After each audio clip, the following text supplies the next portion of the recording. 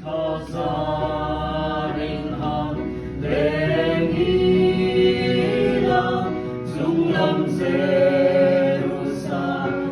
termoya Karum naram kahai tolong Lungdutin ikang leng sa Tuhan Tatuan ang nilitan sa Leishin lumiyang ngay tulong Tatuan lingtokong naramdaman Inkopoy ang tiyag tumalong Sana ondaw ko po'y moya Nilenglekon parang kay tulong Kerang lunsu aeng relfong Inkopoy tiyag tulong na atsuan Tatuan ang lilitan sa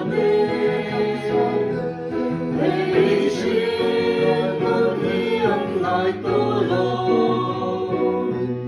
Tatuan lingtokong naramdaman Inkopoy ang tiyag tumalong Rinjan tu'y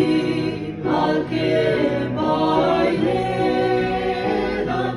Aong tolong tukopoy moya Lungay aretin na amo Inkopoy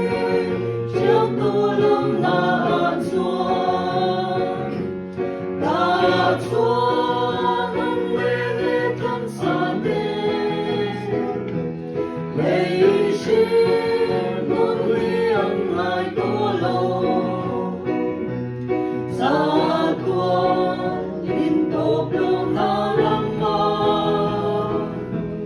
Inkopoy ang tiyag tumalong There are no the truth pamang Pag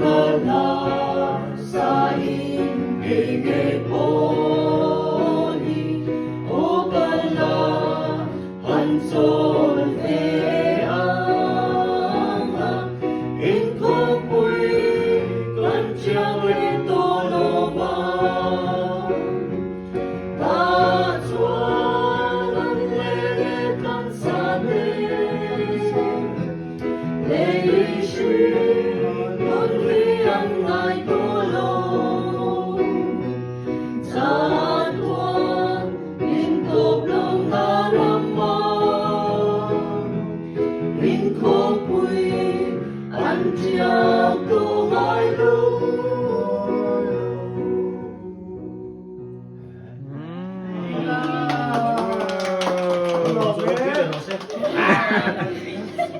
Masuk, masuk,